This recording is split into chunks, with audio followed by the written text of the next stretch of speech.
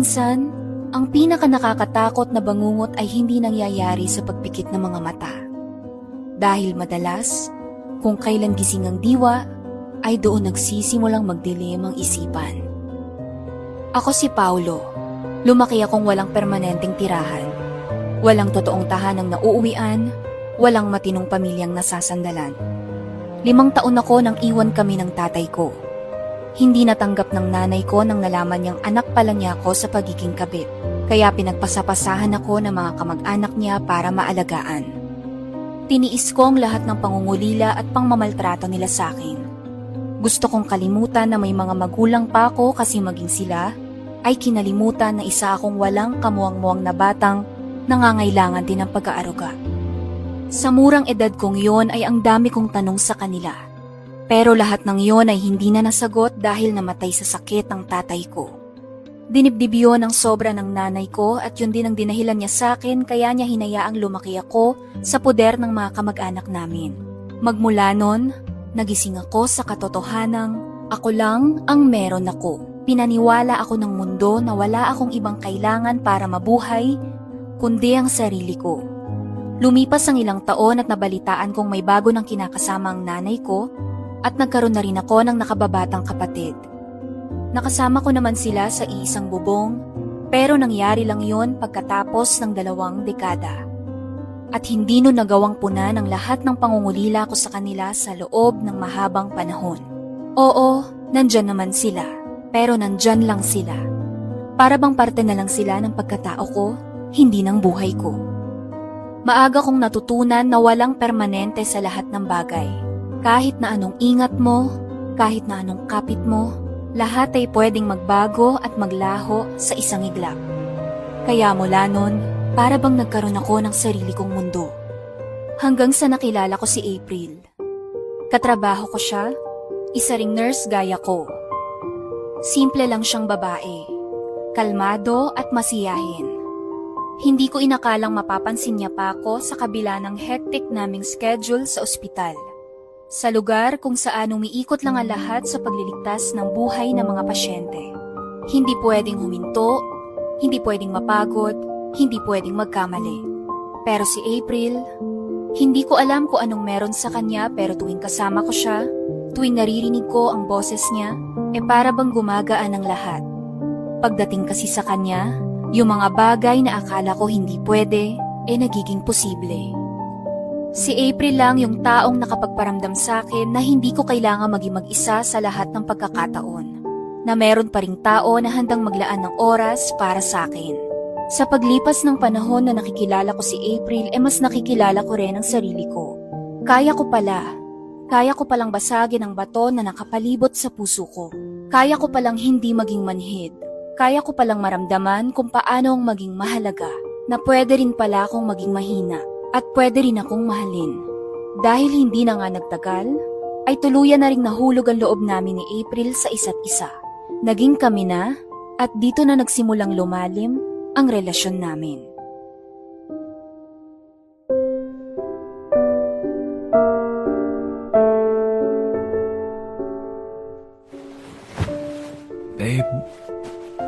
Babe, gising na. Babe? Gising na. 9 AM na. Sabi mo, ipasok ka sa work ng 1 PM, di ba? Ano? Babe? Seryoso ka? Alas 9 na. Nantok pa ako eh. Halika na, babe. Bangon na tayo. Anong gusto mong almusal? Magluluto ako.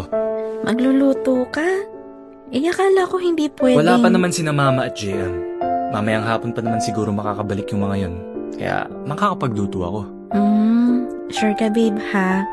Kasi 'di ba sabi mo, pinagbabawalan ka nilang lumabas dito sa kwarto mo kasi baka makahawa ka sa kanila. Tsaka 'di ba, hindi rin nila alam na nandito ako. Ayaw mo na nilang pumunta ako dito dahil nga dun sa gulong ginawa ni Papa nung nakaraan. Babe, una sa lahat, hindi nakakahawa tong skin rashes na meron ako sa katawan. Talagang OA at praning lang sina Mama at JM. Tingnan mo, ikaw nga, ilang beses ka nang natutulog dito sa kwarto ko. Pero nahawaan ba kita? Hindi. See? Oh, pangalawa, hindi sa ayaw ng pamilya ko na nandito ka. Naiintindihan nila ang sitwasyon mo. Siguro, ayaw lang nilang mas pag-initan ka ng tatay mo kaya pinapaiwas ka muna sa pagpunta-punta dito. Paano yun, babe? Baka kung anong isipin na tita pag nalaman nilang pinapapasok mo ko dito at nakikitulog ako dito nang di nila alam. Babe, wala kang makakaalam. Mamayang hapon pa sila uuwi. Malayo kaya ng Bataan sa Manila. Siyempre, nag-iingat lang din ako, babe. Ayoko namang mapagalitan kanila o masabihan ng kung ano-ano dahil sa akin. Hayaan mo na sila, babe. Akong bahala. Okay? O siya. Anong gustong breakfast ng mahal ko? Kahit ano? Alam mo naman, babe, yung makasabay ka ngang gumising at bumangon sa umaga, doon palang busog na ako eh. Ay, sus. Halika nga dito. Payakap nga, babe. Ikaw, Paolo, ha? Anong meron? Ba't ang lambing mo yata ngayon? Wala ah. Gusto ko lang maganda ng makakain natin tsaka bumawi sa'yo. Minsan ka na lang makapunta dito tapos hindi pa tayo makalabas. Kaya sinusulit ko na habang tayo lang nandito sa bahay. Alam mo naman pag nandito si mama, di ako makakakilos ng maayos. Ay, Ang lalim nun ah. bigla ko lang kasing naalala si Papa. Nalaman na kaya niya na hindi talaga ako nagpunta kina Leslie? Alam niya kaya na dito ako dumiretso sa'yo? Bakit? Tingin mo ba, pupunta niya pa yung bahay ng kaibigan mo para ma-check kung andun ka talaga? Oo, syempre. Si Papa pa ba? Gawain niya yun eh, napakasigurista. Ayokong i-on yung phone ko. Ayoko mabasa yung mga messages niya. Baka tawagan pa niya ako. Huwag ka nang mag-overthink. Tingin ko, hindi niya naman malalaman. Paano kung bigla na lang siyang sumugod ulit dito at mag-iskandalo? Eh di nakakahiya na naman kina tita. Huwag mo silang isipin. Naiintindihan nilang sitwasyon mo. Tapos ipapahiya na naman ako ni Papa. Sasaktan na naman ako ni... April, di ba sabi ko sa'yo, kahit na sumugod pa ang magaling mong tatay dito, hindi ako papayag na saktan kanya ulit. Di ko hayaang mangyari yun. Hindi nga niya ako sasaktan dito sa bahay niyo. Pero pag uwi paano? Siguradong bugbog na naman ang aabutin ko sa kanya. Hindi. Babe, Hindi niya pwedeng gawin sa'yo yun. Ako ang makakaharap niya pag nangyari yun. At hindi ko siya mapapatawad pag nagkataon. babe, okay ka lang? Kumalma ka nga. Pasensya ka na kung na-trigger ka rin sa pag-overthink ko. Ewan ko ba? Pag yung tatay mo talagang pinag-uusapan, nati-trigger din talaga ako. Sorry babe ha.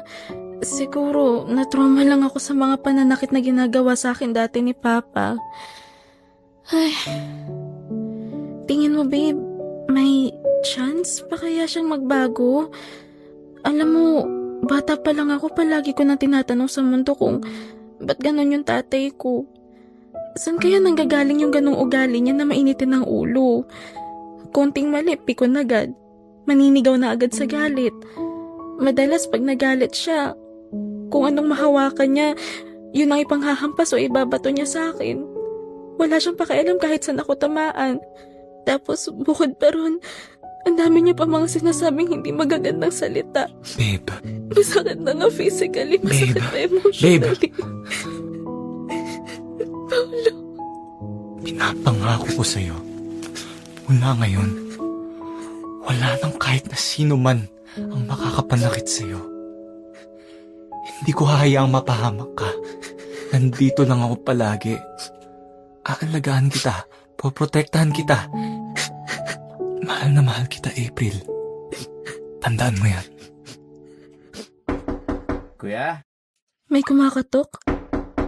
Kuya, pabukas ng pinto. Kapatid mo, si JM. Paano to, babe? Magtago ka muna, babe. Kuya, tulog ka ba? Saan? Sa ilalim ng kama? Hindi. Huwag sa ilalim ng kama. Sa aparador na lang. Okay, wait lang. Yung bag ko, baka makita pa ako. Hindi ko Bilisan na mo, rin. babe. Makasok na sa aparador. Ito na. Sasara ko na. Saglit lang naman to. Huwag kang maingay, ha? Oo. Kuya! Kuya Paulo! Oh, JM, teka lang. Eto na. Bubuksan na. Sorry, kakagising ko lang kasi. Ang tagal mo naman buksan, kuya. Kanina pa ako kumakatok, hindi ka nagigising. Ang sarap kasi ng tulog ko. Teka, JM, ba't palang agad yung nakauwi? Di ba dapat mamayang hapon pa kayo ni Mama? Nauna na ako, may announcement sa GC namin. May pasok na kami mamayang hapon. Pamalit din sa klase na na-cancel yung nakarang bagyo. Kaya pala napawi ka bigla.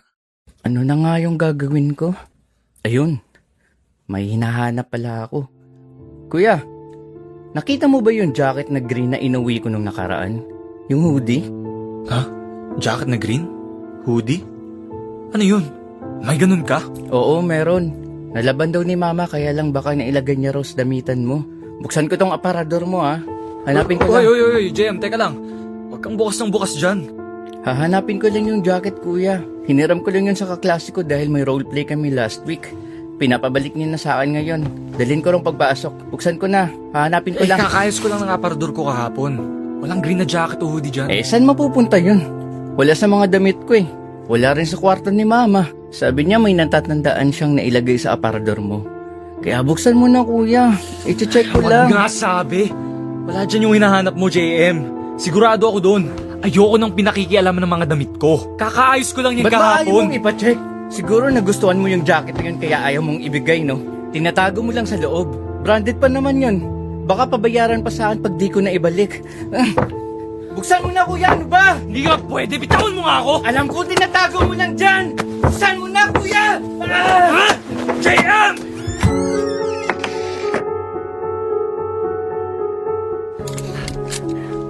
Tingnan mo na!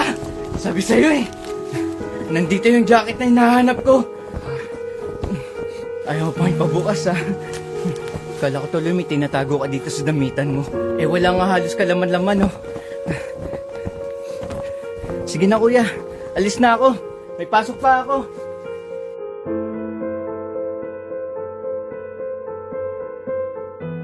Grabe ang kaba ko nang buksan na nga ni JM ang aparador ko. Pero laking gulat ko nang makitang wala ron si April. Hindi na ako nakapagsalita at para bang naistatwa na lang ako sa isang tabi hanggang sa makalabas si JM. Iniisip ko nang mabuti noong mga sandaling yon kung paano nangyaring wala si April sa loob ng aparador ko kung dun ko lang naman siya pinatago. Maya-maya ay naramdaman kong parang may nakatayo sa likuran ko. At paglingon ko, binulaga ako ni April. Tawa siya ng tawa ng mga sandaling yon nang makita niya ang reaksyon ko. Sa ilalim daw siya ng kama nagtago para masigurong hindi raw siya makikita ng kapatid ko. Hindi ko alam kung anong nangyari sa akin at bakit hindi ko nakita o napansin man lang kung paano napunta si April sa ilalim ng kama. Dahil ang huling natatandaan ko ay sa aparador ko talaga siya pinagtago. Siguro, dahil sa sobrang pagkataranta nang marinig ko na ang mga katok ni JM, ay hindi ko na namalaya ng mga sumunod na nangyari. At dahil litong-lito nga ako, hindi ko na masyadong inisip ang kaganapang yon. Ang mahalaga lang sa akin ay magkasama kami ni April. Hindi ko yata kakayanin ang isang buong araw o magdamag na hindi ko siya kasama. Kaya kahit mahirap magtago, kahit mahirap magsinungaling, tinitiis ko lang para sa kanya. Mas pipiliin ko na yon kesa pauwiin ko lang si April at mamaltrato na naman siya ng tatay niya. Pero sa paglipas ng mga araw, hindi ko na napigilan at ipinaalam ko na kina Mama at JM na titira na muna si April sa bahay habang hindi pa sila nagkakaayos ng tatay niya. Nung una ay hindi sang-ayon si Mama, pero wala na rin siyang nagawa. Ayos na sana ang lahat dahil masaya naman kami ni April na nagsasama sa iisang bubong. Kaya lang, may bigla namang mga nangyayaring kung ano na nagbibigay sa aming dalawa ng hindi normal na karanasan.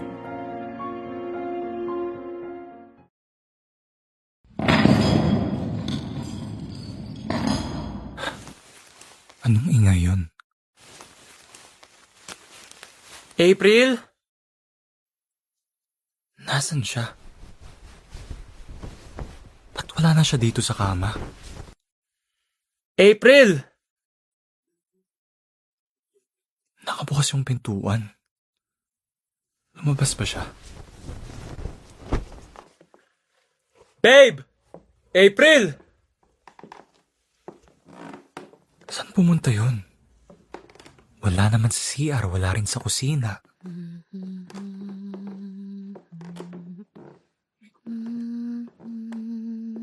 Sino yun? April? Babe!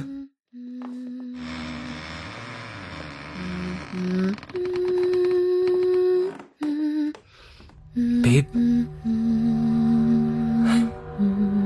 Babe? Ikaw pala yung kumakanta. Akala ko kung sino. Nandito ka lang pala sa kabilang kwarto. Kanina pa kita hinahanap. Nagising ako, wala ka na sa tabi ko. Nalipungat na ako eh. Parang may naririnig kasi akong kumakalansing na bakal ba yun o kadena. Ewan ko. Panaginip lang siguro. Oh, babe. Sino bang may birthday? Ba't yan ang pinakanta mo? Tsaka ano tinitingnan mo dyan sa bintana?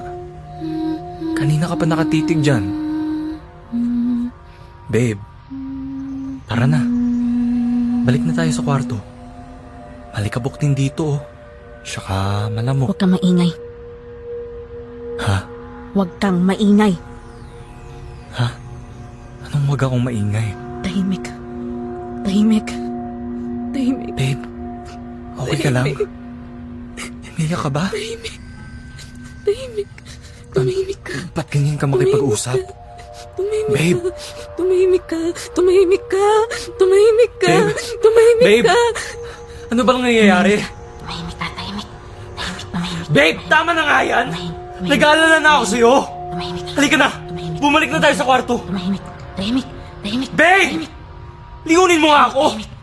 Kanina pa kita nakausap, hindi mo man ako tinitingnan! Tumahimik ka. Tumahimik ka. Tumahimik ka. Babe! Di ba sabi ko sa'yo manahimik ka? April? Manahimik ka! Manahimik ka! Hindi! Hindi! Ayoko! Ayoko!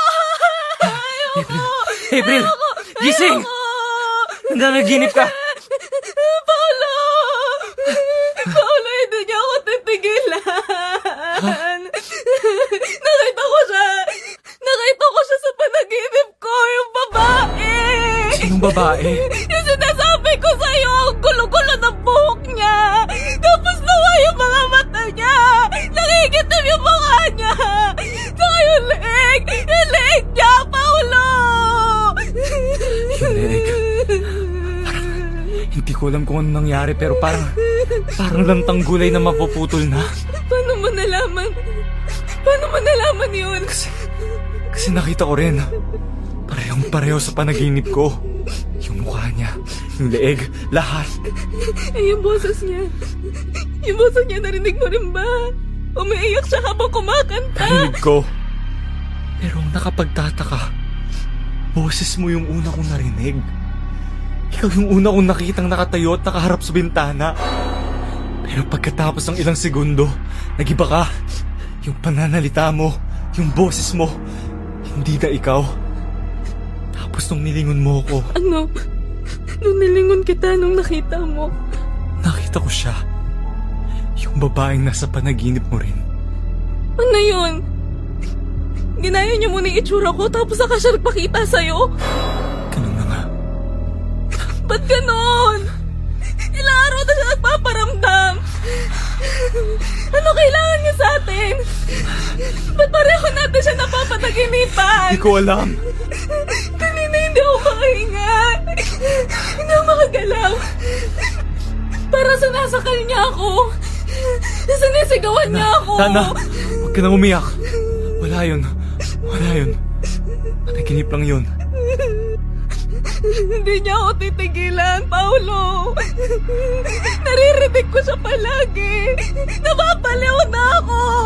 Nabibingi ako sa boses niya. Kung ano-ano mga sinasabi niya sa akin. Minom ka muna ng tubig. Kukuha kita. Hindi. Ayoko. Dito ka lang. Huwag mo kong iwan. Sige. Dito lang ako.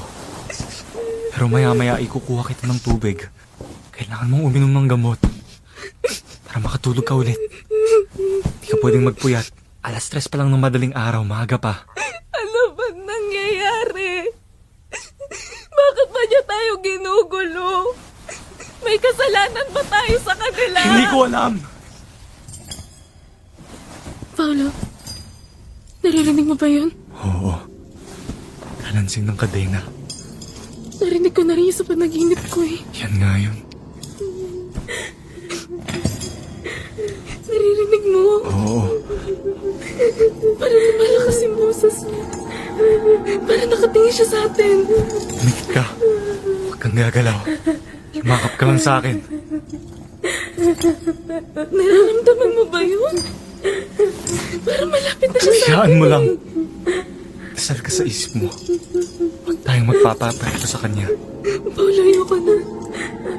Ayoko na Huwag natatakot. kang matakot. Multo lang yan. Wala yang laban sa ating mga buhay. Bukas na bukas kakausapin ko si Mama at JM. Baka may kakilala silang eksperto o spiritista na pwedeng mag-check nitong bahay. Alam mo naman, halos kakalipat lang namin dito. Baka kailangan lang din ipabless to.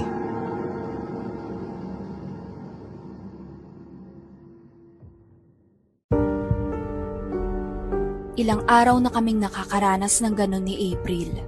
At ang malaking palaisipan talaga sa akin ay yung sa panaginip. Bakit pareho kami nang nakikita at naririnig? Ang totoo niyan, bilang isang nurse ay hindi talaga ako naniniwala sa mga multo o sa kahit na anumang paranormal.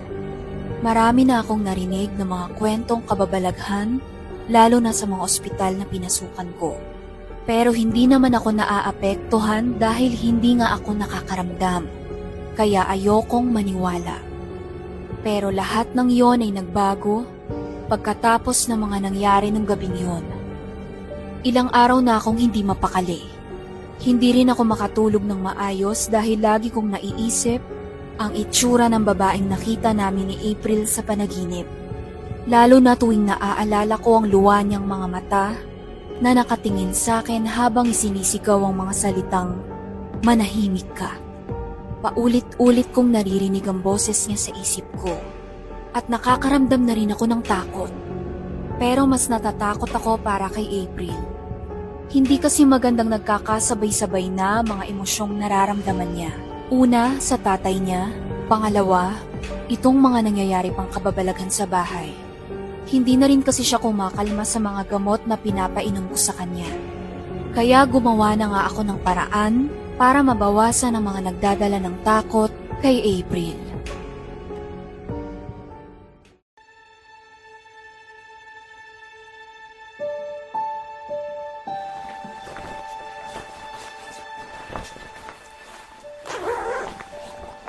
Babe, ba't ka nakabihis? Aalis ka? Saan ka pupunta? Babe, kailangan ko munang umuwi. Kailangan kasi namin mag-usap ng masinsinan ni Papa eh. Babe, nag-usap na tayo kagabi. Hindi ka muna pwedeng magpakita sa kanya. Alam mo naman ang ugali ni Papa, di ba? Hindi titigil yun. Babe, ayoko na ng gulo. Nakakahiya na rin sa pamilya mo. Kaya uuwi na muna ako para makausap ko na masinsinan si Papa. Paulit-ulit naman tayo eh. Yan ba talagang naisip mong best solution dyan sa problema natin sa tatay mo? Tingin mo ba madadaan mo pa siya sa pakikipag-usap? Paolo, Palagi mo nga sinasabi na manipulative siya, di ba? Konting hingi lang niya ng sorry sa'yo. Bibigay ka na agad. Tapos ano? Kontrolado niya na naman ang buhay mo na parang puppet? Abuso na yan, April eh. At binibigyan mo pa siya ng kakayahang abusuhin ka lalo. Kita mo sinasaktan at binubugbog ka na. Hinahayaan mo kasi lang. nga ayoko nang may madamay pang ibang tao. Ayoko may nagugulong ibang buhay ng dahil sa akin. Ibang buhay.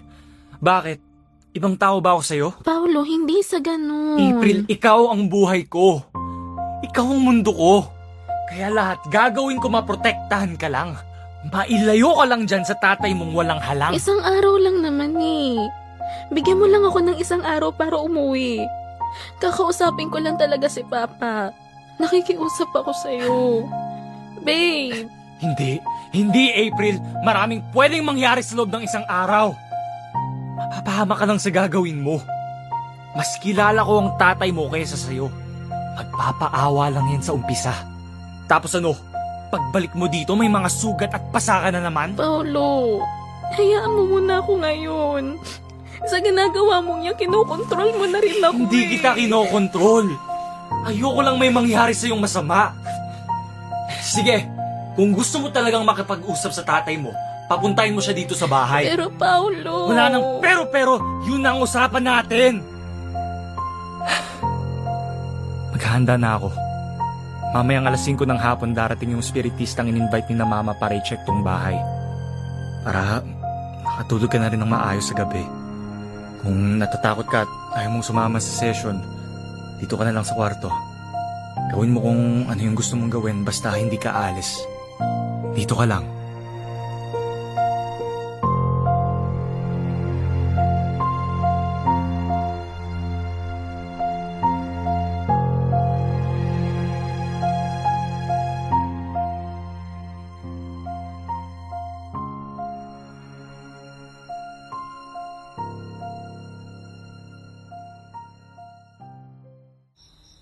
Yung 2 kwarto na nasa may bandang dulo sa taas.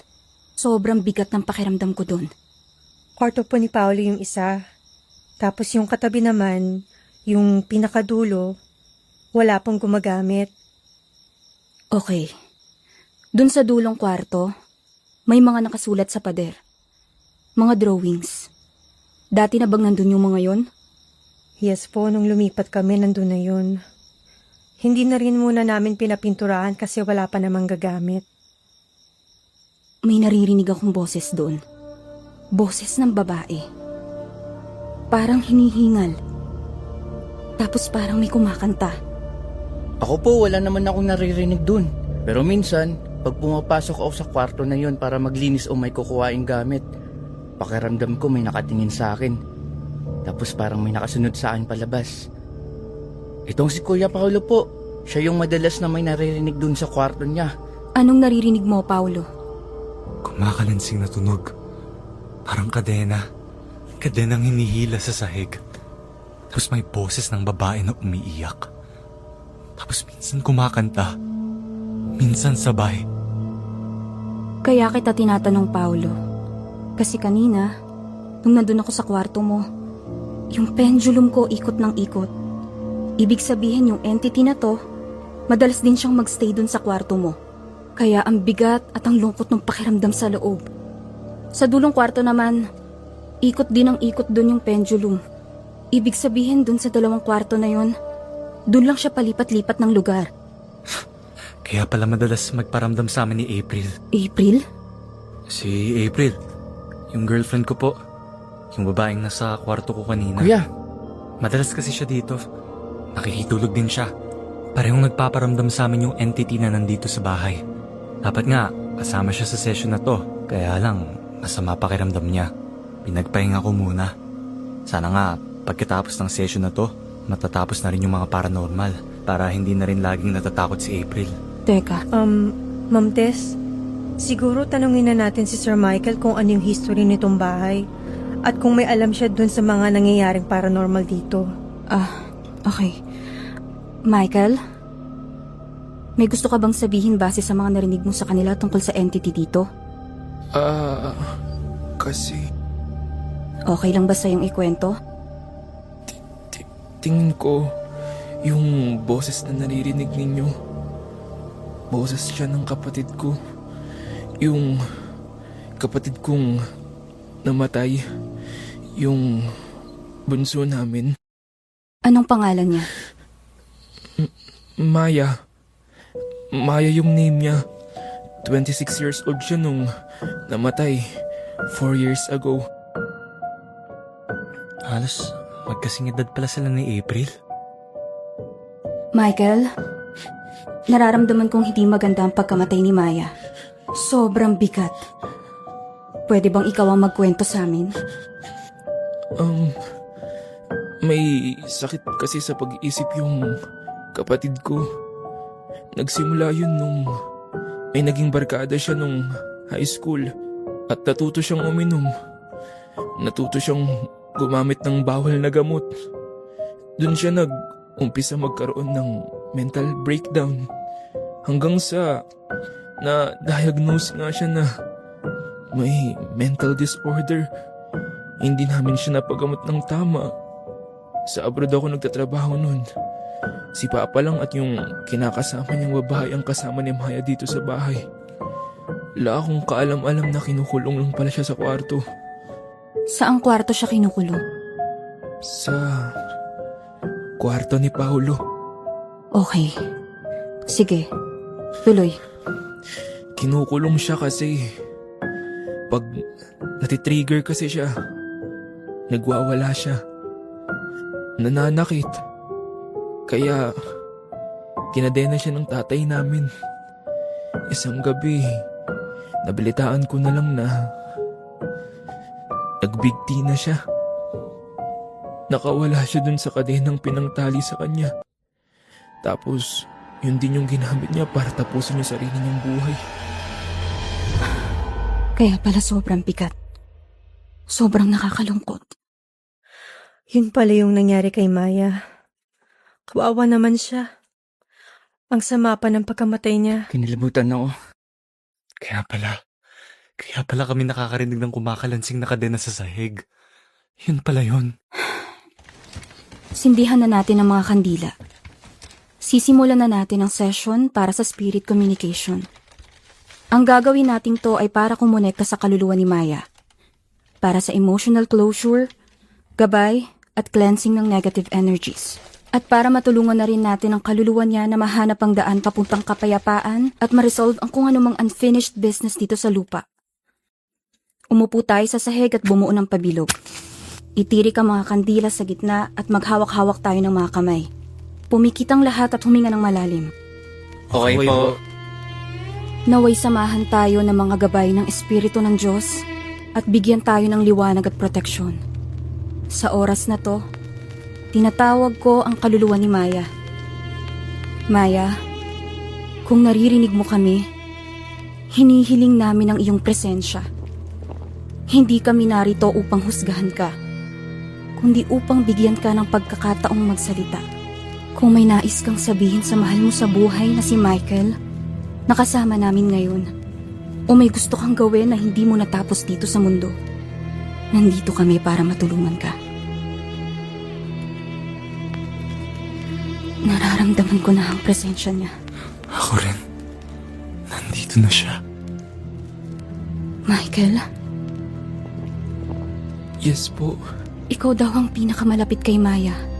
Tama? Oo po. May matagal na raw siyang hiling sa'yo nung huling birthday niya. Isang simpleng kahilingan na hindi mo nagawa kahit minsan para sa kanya. Dahil lagi kang nasa malayo. Alam mo daw sa puso mo kung ano to. At kung naaalala mo raw to, gawin mo raw ito ngayon. Michael, gusto kanyang marinig.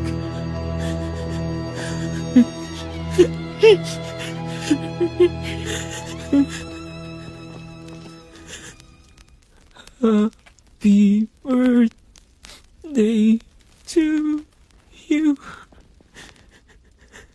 Happy birthday to you. Happy birthday. Happy birthday. Happy birthday to you.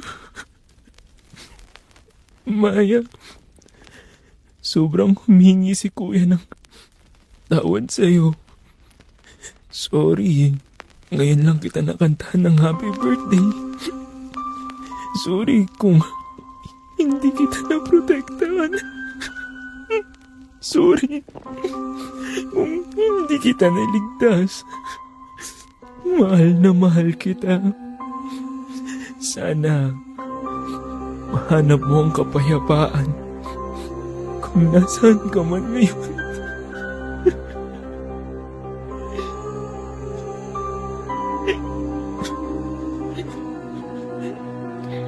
Narinig ka niya, Michael. Narinig ka ni Maya. At ramdam ko ang kaluwagan sa presensya niya. Pero, may isa pa siyang gustong bigyan ng mensahe bukod sa'yo. Bukod sa akin, Paulo, Nararamdaman ko siya sa tabi ko. Sa kaliwa. may gusto ka bang itanong kay Maya? Bakit? Bakit ka nagpaparamdam sa amin ni April? Bakit parehas ka naming napapanaginipan?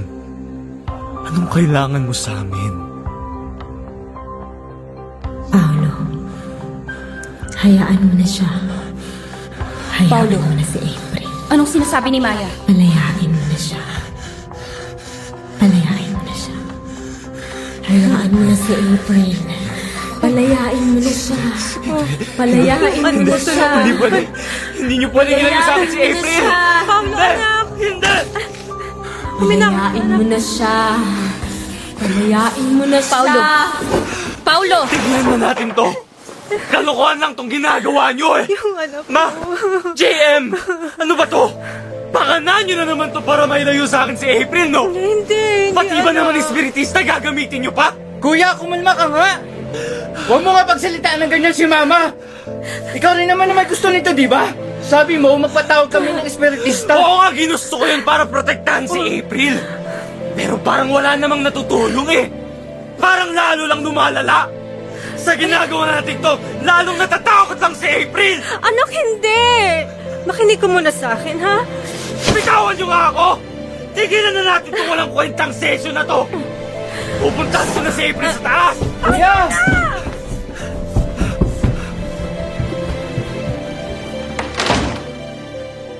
April? April? Paolo, April! tama na! Ma, ba't wala si April dito? Inalis niyo siya, no? Hinayaan niyo siyang bumalik sa hayop niyang tatay! Ano?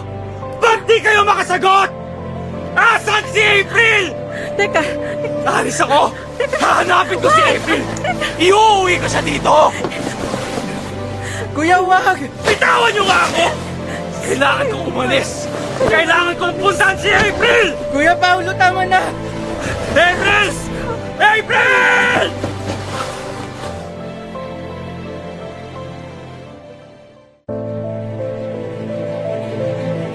Hindi ako makahinga pag nawawala si April sa paningin ko.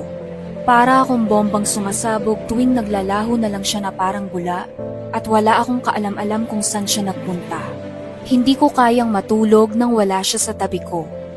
Nung nakilala ko ang pagkatao ni April, para akong nakatingin sa salamin. Lahat ng bagay na pilit kong itinago sa sarili ko ay nakita ko sa mga mata niya. Nakikita ko ang sarili ko sa kanya. Pareho kami ng pinagdaanan. Nararanasan niya ang mga pananakit na nararanasan ko noon. Kaya hindi ko siya pwedeng pabayaan o hayaan na lang na gawin ang mga bagay na gusto niya.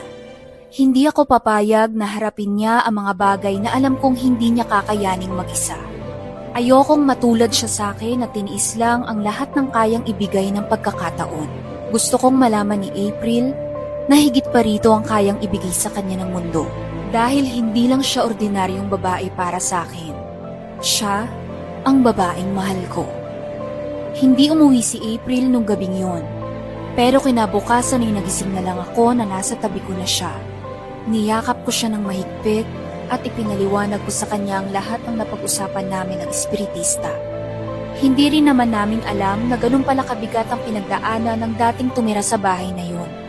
Minsan nga naiisip ko, bakit parang hindi ako nilulubayan ng mga ganong klaseng kwento, na para bang halos lahat ay kagaya ko, na nakaranas din ng hindi magaganda mula sa mga taong nagpalaki sa akin.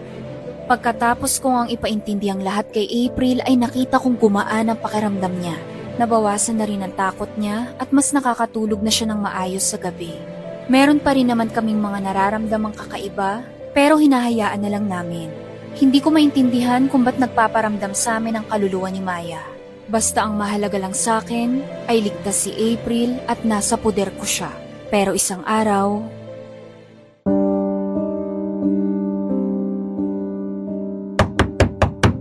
Paolo! Babe, si Papa. Hayaan mo siya. Alam kong tinatago mo dyan si April. Buksan mo tong pinto. Kung ayaw mong sirain ko tong pintuan na to! Greg, baka pwede naman pag-usapan to ng maayos. Huwag natin idaan sa init ng ulo. Nakikiusap ako. Kuya Paulo! Buksan mo na yung pinto! Walang mangyayari kung makaipagpatigasan pa tayo. Paolo, ano ba? Ayaw mo talaga buksan! Anong gagawin natin? Dito ka sa likod ko. Kumapit ka lang sa braso ko. Okay. Ano ba talagang problema mo, ha? Tignan mo tong anak mo, Luisa, oh. Ganyan ba talaga may pag-usap sa nakakatanda? Ikaw, April! Yan bang lalaki pinagmamalaki mo sa akin? Walang modo! Kaya ayoko sa'yo para sa anak ko eh. Wala kang kwenta! Ah, ganon! Tarantado ka! Talaga sinusubukan mo ako, ha? Huwag mong pinapairal kay April yung pagiging sadista mo! Dinidisiplina ko lang! At tinuturuan ng leksyon ang anak ko! Huwag ka makialam! Greg, tama na! Huwag mo nang patuloy ng bata! Hindi na disiplina yung ginagawa mo, Greg! Halos patayin mo lang sarili mong anak! Tingnan niyo ba? JM! Nakikita niyo itong mga pasa sa mukha ni April? Itong mga sugat sa braso niya dahil sa hampas? Pati itong mga pasa niya sa likod? Nakikita niyo itong mga to? Tanga lang ang maniniwalang pantidisiplina lang tong ginagawa mo, Greg! May sakit ka na! Hayop ka! Kung hindi ka na masaya sa buhay mo dahil sa pagkalugi mo sa negosyo at sa pag-iwan sa'yo ng mga kabit mo, pues, huwag bumidamay si April dito. Isang beses pang saktan mo siya, sinasabi ko sa'yo, yun ang huling hininga mo! Paulo, tama na. Pagod na pagod na ako. Gusto ko na magpahinga.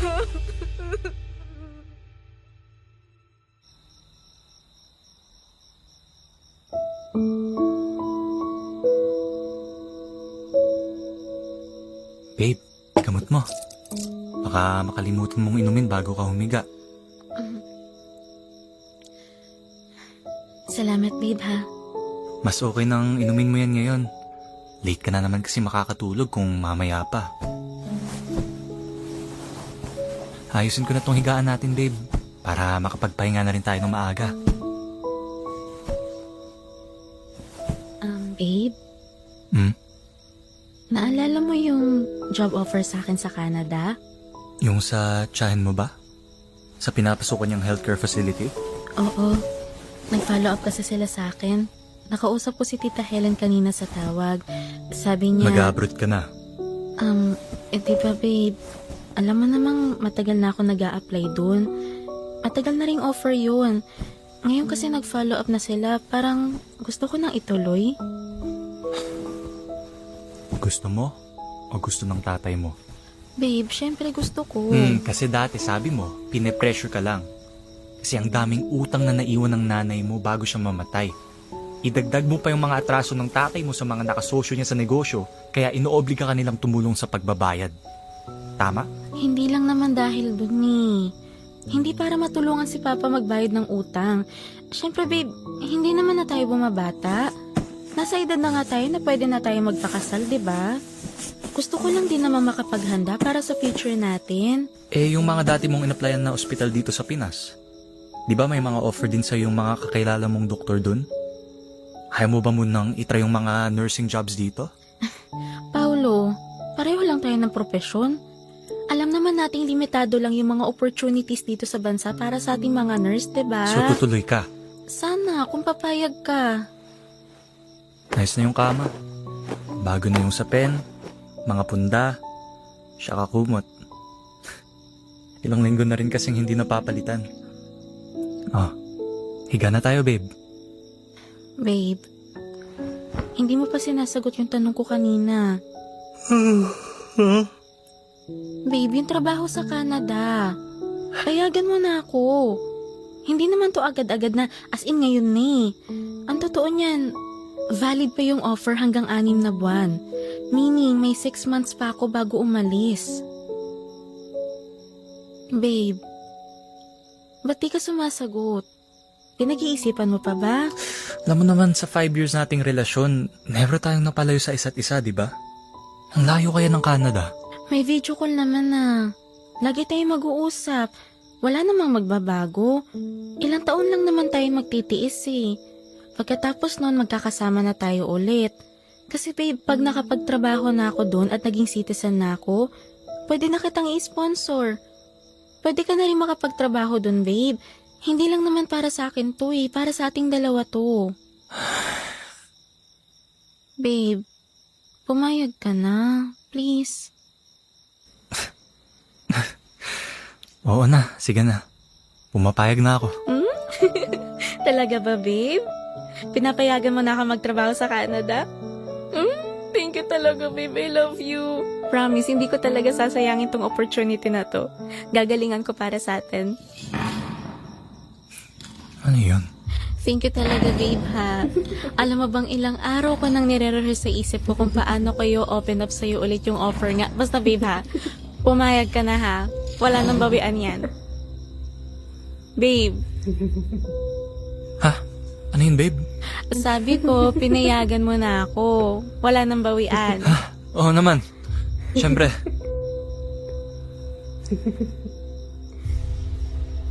Sinungaling.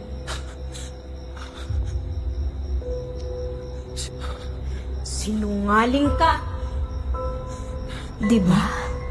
Ayaw mo naman talaga siyang payagang umalis? Promise yan, babe, ha? Alam mo, babe, sobrang excited na ako. Hindi totoo yan. Babe? Teka, ano nangyayari? Bakit bigla kang tumayo? Hindi. Babe, ano ba? Ba't ba palakad-lakad ka dyan? Ginagawa niya lang ang mga bagay na gusto niya. Totoo yan. Wala talaga siyang pakialam sa'yo, Paolo. Hindi. Sarili lang niyang mahalaga. Hindi totoo yan. Sunod-sunuran lang siya sa tatay niya. Hindi! Hindi niyo masabi, di ba? Hindi niyo magagawa yun. Babe! Babe, okay ka lang? Ano nangyayari? Ano sinasabi mo? Paulit-ulit lang lahat ng mangyayari. Hindi. Babe! Babalik lang tayo ulit sa umpisa. Hindi. Pag hinayaan mo siyang umalis, Sabi. hinding-hindi mo na siya makikita Babe. kahit kailan. Hindi. Hindi na mangyayari. Hindi ako papayag. Hindi!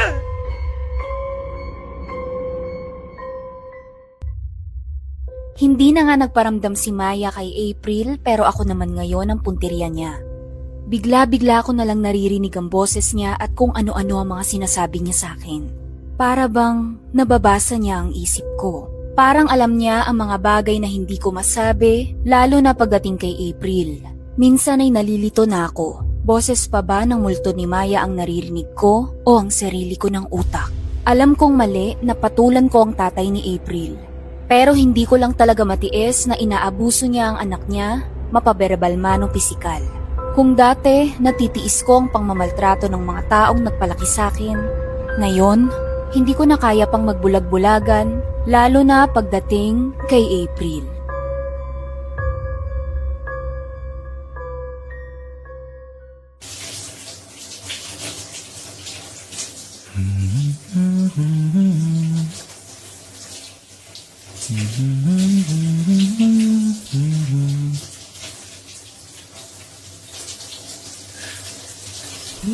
Lamig.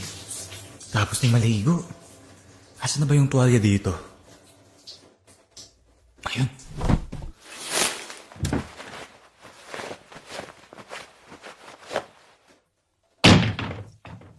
Anong ingay yun? Ay, ano kayang ginagawa ni April? Ba't parang may kumakalabog? Makabalik na nga sa kwarto.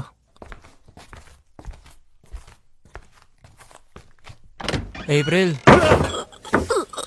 Kung gusto mo ka mabuhay, tutuloy ka sa Canada. Huwag mong sisirain ang mga plano ko! Greg, paano? April! Ano, Paolo? Ano gagawin mo ngayon, ha? Tawan mo siya! Greg, tama na! April! Paolo, Tumakbo ka na! Tumakas ka na! hindi ko tayo iwan. April! Takbo na! Bilis!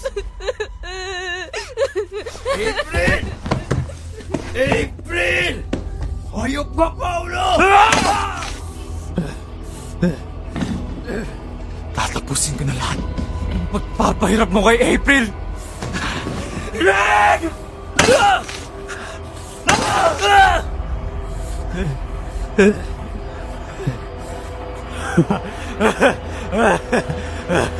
Tingin mo, may babalik mo sa dati lahat pag pinatay mo ako. Babalik mo sa si April. Maitatama mo ba ang nakaraan? Ano bang hinihintay mo, Paolo? Huwag kang makinig sa kanya. Tuluyan mo na siya. Halos patayin niya ng sarili niyang anak. Wala siyang kwentang ama. Tapusin mo na. Tuluyan mo na siya. Gawin mo na. Gawin mo na, Paolo!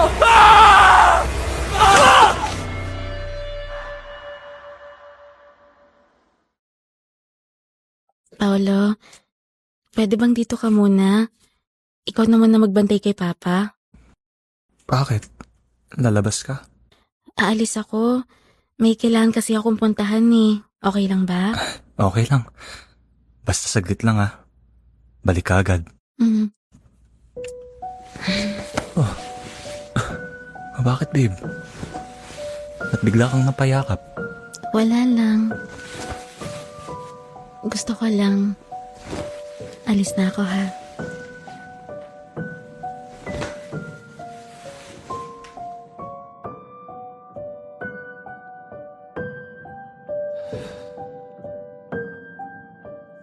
Alam mo Greg,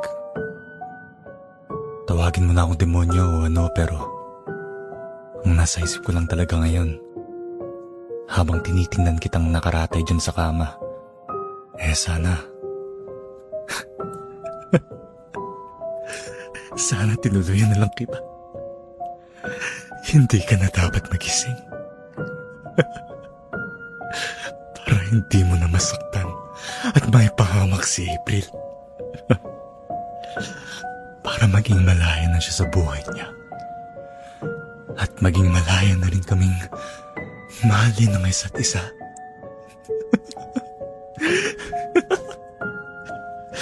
Sana mamatay ka na. Mamatay ka na. Mamatay ka na. Mamatay ka na. Kuya Paulo, JM, kumusta ka? Ito may dala ako para sa'yo. para sa akin? Oo, paborito mo to eh. Siomai. Ito po, mga prutas. Teka, ba't parang ang dami naman yata niyan? Siyempre kuya, kailangan mo kumain ng marami. Magpalakas ka para makabawi ang katawan mo. Ha? Oh, may kumakatok. Baka si Ay April... kuya, yung bisita mo yan. Bisita? Sino? Pagbuksan ko na ng pinto ah.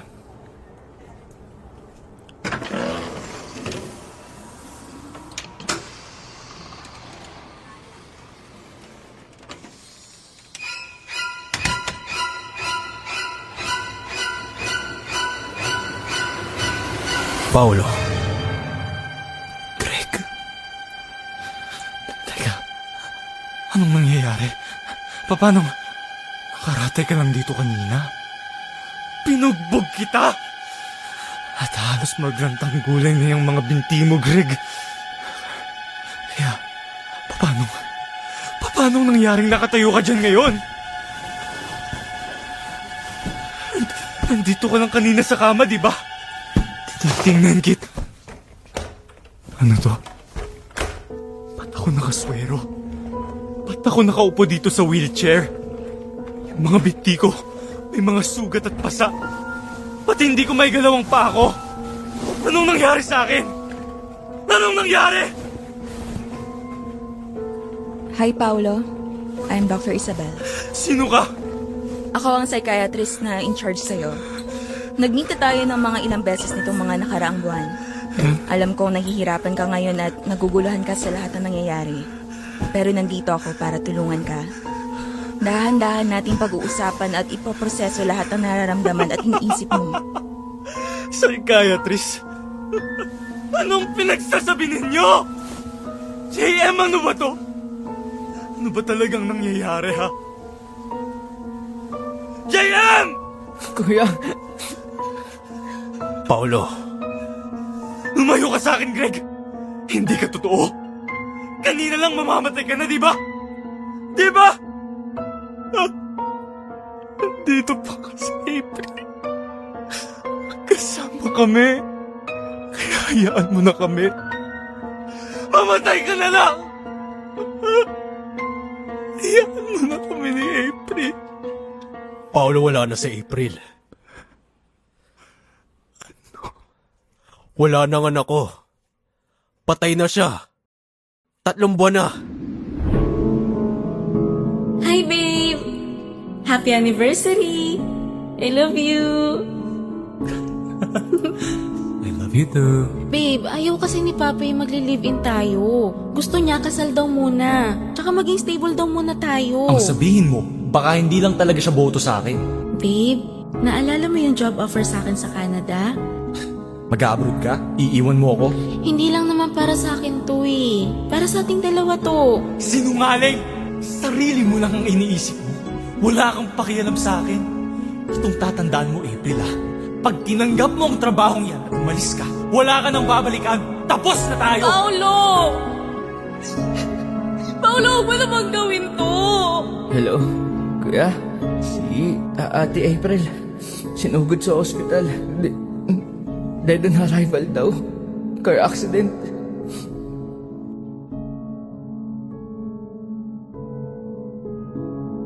Mula nung gabing yan, Paolo, wala kang ibang sinisisa sa pagkamatay ni April kundi ang sarili mo. At dahil doon, gumawa ng isang alternate reality ang utak mo. Kung saan buhay pa siya at ang tatay niyang si Greg ang ginawa nitong oppressor o masamang tao na pwedeng magpahamak kay April. Sa isip mo, paulit-ulit mong pinoprotektahan si April kay Greg dahil akala mo matatakpan nito ang lahat ng sakit, galit at trauma na dala-dala mo. Akala mo mababago nito ang realidad, pero hindi. Lahat ng nangyayari kay April at kay Greg sa alternate reality na binuo ng utak mo ay ikaw mismo ang nakakaranas, Paulo. Tuwing sinasaktan ni Greg si April, ay sinasaktan mo ang sarili mo. Ang pambubugbog na ginagawa mo kay Greg ay ginagawa mo rin sa sarili mo. Lahat man yun ay nasa isip mo lang, pero katawan mo ang nagsasuffer. At yun ang dahilan kung bakit ka nandito sa ospital ngayon at nakaupo sa wheelchair na yan. Hindi pa huli ang lahat, Paulo. Kaya mo pang bumangon. Kaya mo pang magsimulang maghilom.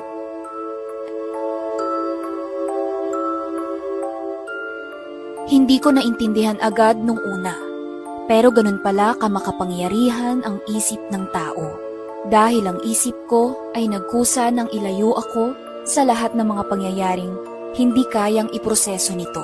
Kaya binuo nito ang isang mundo kung saan wala ro na mga bagay na hindi ko kayang harapin, mga bagay na hindi ko kayang tanggapin, at mga bagay na masyadong mabigat at masakit para pasanin. Pero yun pala, ang mundong yun ay isa lang malaking maskara. Kaya pala bigla-bigla na lang nawawala si April. Wala pala talaga siya sa tabi ko. Akala ko inaalagaan ko siya, pero yung mga gamot na ipinapainom ko sa kanya ay para sa akin pala. Ako pala ang kailangang kumalma. Ako pala ang kailangang makatulog ng maayos dahil sa mga nakakabinging bulong sa utak ko. Ako pala talaga ang umiinom ng mga gamot na yun. At wala talaga akong sakit sa balat kaya ako kinukulong nila Mama at JM sa kwarto ko. Ginagawa lang nila yon dahil nga madalas akong magwala pag biglang nawawala si April sa paningin ko. Yung mga inaakala kong pang-aabuso ni Greg kay April, yung mga trauma ni April, lahat ng yon ay hindi pala sa kanya. Lahat ng yon ay refleksyon lang ng lahat ng bagay na pinilit kong itago sa sarili ko sa loob ng mahabang panahon. Yon ay mga sugat ng nakaraan ko na imbis maghilom ay pinili ko lang takpan. Mula sa kung paano ako inabandona at inabuso ng bata pa ako. Mula sa mga mali kong desisyon sa buhay. Mula sa nasirang relasyon namin ni April hanggang sa tuluyan na siyang nawala sa mundo. Noon, akala ko tinatago ko lang ang lahat ng iyon. Pero ngayon, naiintindihan ko na. Ako talaga ang nagtatago sa likod ng madidilim na anino ng pagkatao ko. Paulit-ulit ako naging bihag ng sarili kong pag-iisip at para sa akin, wala nang mas nakakatakot pa ron. Sa puntong ito ay wala na akong takas, wala na akong mapupuntahan, sira na ang maskara. Gumuho na ang mundo ng kasinungalingang nagkumbinsi sa akin na kaya kong kontrolin ang lahat. Ito na ang oras para harapin ko ang katotohanan. habang hindi pa ako tuluyang nauubos, habang may natitira pang parte ng sarili ko na kaya pang tanggapin kung ano ang talagang dapat paniwalaan.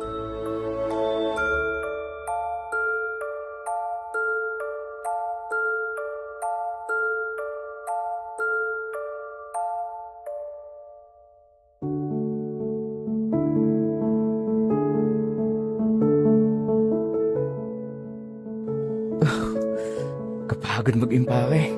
Sana malinis na dun sa lilipatan nating bahay no, kuya. Para pagdating, diretso pahinga na. Aray, ang sakit na ng likod ko eh. Dami ko kayang binuhat at binalot sa baba. Tapos dito pa sa taas, hindi pa tapos. Bilisan mo na dyan. Kanina ka pa. Dami mong reklamo. Si mama ba? Tapos nang magbalot ng mga gamit sa baba? Kanina pa. Nakapaglinis na rin siya. Nagkakape na lang yun sa baba. Dumating kasi yung may-ari ng bahay. Si Sir Michael. Ayun, nagkakwentuhan sila. Kuya, baka may mga gamit ka pa dyan na ipapakahon. May extra pa akong box dito. Eh, hindi na. Okay na. Konti na lang naman yung liligpitin ko. Mga lumang libro, saka mga tirang sapatos ko. Eh, yung nakasabit na yan, di mo dadalhin? Alin? Ano? Sa likod mo? Ah, itong gitara. Alam ko anniversary gift pa yan sa'yo ni Ate April. Iiwanan mo na lang ba dito? Sayang nga eh. Ang tagal nang hindi nagagamit. Baka okay pa naman ah. Baka pwede pa namang mapaayos ang parting sira lang para mapakinabangan pa. Kesa naman itapon na lang, di ba? Oh, tingnan mo. Ang ganda pa nga ng tunog. Dali mo na yan, kuya. Sayang naman. Remembrance din yan, no? Nakakalungkot naman kung iiwan mo lang yan dito. Good evening. Ay, si Sir Michael. Ano po? Magandang gabi. Pwede bang pumasok? Pasensya na, may dala akong nakasinding kandila. Gusto ko lang kasing magtirik sa kwarto na to bago kayo umalis dito sa bahay. Okay lang ba, Paulo? Oo, sige. Walang problema. Kuya Paulo, baba na ako ha. Daling ko na itong mga box para ma-ready na. Okay. Balik ka dito ah. Papatulong akong ibaba tong ibang mga gamit. Oo, mamaya. Wait lang. Curious lang. Para saan yung pagtitirik ng kandila? May sinabi ba ulit sa'yo yung espiritista? Wala naman. Gusto ko lang tong gawin kasi naisip ko mula nung nawala si Maya. Sa bahay na to, itong kwartong to yung palagi kong iniiwasang puntahan. Ayokong silipin sa loob. Ayokong makita kahit yung bintana sa labas. Sobrang bigat sa pakiramdam. Kaya ngayon, nagtirik ako ng kandila bilang tanda na rin ng pag-aalala at dasal. Na sana magsilbing liwanag to para gaya ninyo, naiiwan na ang bahay na to. Ay sana makaalis na rin si Maya at makatawid na ng tahimik sa kabilang buhay. Gumagalaw yung apoy ng kandila. Alam mo, Paulo, mula nung gabing sinabi ng espiritista na kaya raw nagpaparamdam sa'yo si Maya ay dahil tulad mo noon, puno siya ng galit at sakit. Gusto niyang gamitin ang lahat ng bigat na dala-dala mo para makapaghiganti siya, para matahimik ang kaluluwa niya. Ang dami kong natutunan mula nung nalaman ko yung mga yun. Gaya ng? Yung mga galit at sakit sa puso natin. Kung patuloy nating tataguan, iiwasan, magiging panghabang buhay nating sugat ang mga yun. Mga sugat na imbis gumaling, lalo lang lumalala. Kasi tinatakpan natin ng paulit-ulit. Itong bahay na to, si Maya ang sugat niya na kailangang mahilom. Kailangang makalaya ni Maya para wala nang madamay pang iba. Wala nang susunod na magagambala. At ikaw, Paulo, kailangan mong harapin at tanggapin ang lahat ng sakit at galit para tuluyan ka ring makalaya, para mabigyan mo rin ng pagkakataon yung ibang taong nagpapahalaga sa'yo, na mahalin ka ng buo. Kung nagawa ko yun noon, magagawa mo rin ngayon.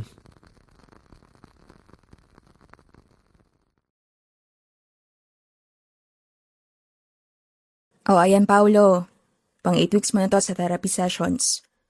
Natutuwa ako kasi ang laki na rin ng progress mo. Pero parang may sinasabi ka kanina, di ba? Yung parang may part pa sa mga nararamdaman mo ang hirap kang i-let go? Ano yun? Minsan, pakiramdam ko, may kasalanan pa rin ako sa pagkamatay ni April. Hindi nawawala yung what ifs ko. What if pinayagan ko na lang siya noon? What if hindi ako naging possessive? What if inintindi ko na lang siya? Siguro, buhay pa siya ngayon. Naiintindihan ko. Normal lang yan. Mas mahirap patawarin ang sarili kaysa sa iba. Lalo na kung pakiramdam talaga natin may pananagutan tayo.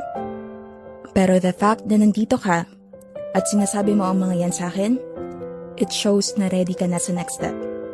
Na nasa stage ka na kung saan yan na yung part na gusto mong maiayos. Tama?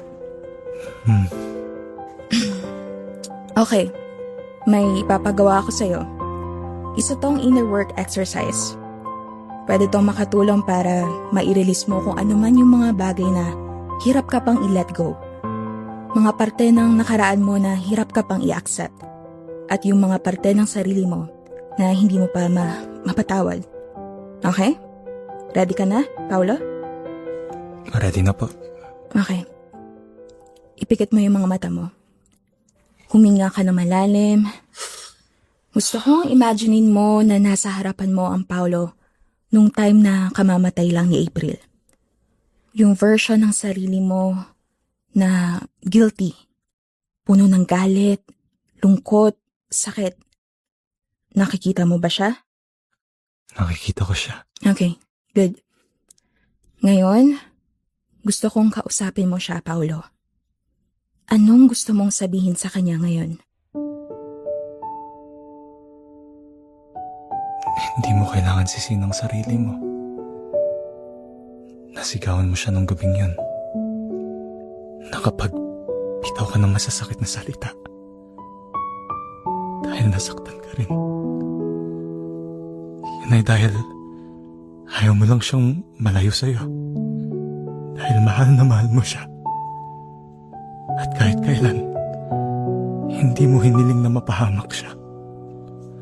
Hindi mo ginustong mangyari sa kanya yun. Ngayon naman, Paulo, sabihin mo sa Paulo na nasa harapan mo kung ano ang gusto mong maramdaman niya sa oras na to. Gusto kong maramdaman mo ngayon na pinapatawad na kita sa mga pagkukulang. Mga bagay na hindi mo nagawa. Sa lahat. Mahalaga ka. Hindi ka perpekto pero tanggap kita. Kaya mong maging buo. Kaya mong sumaya ulit.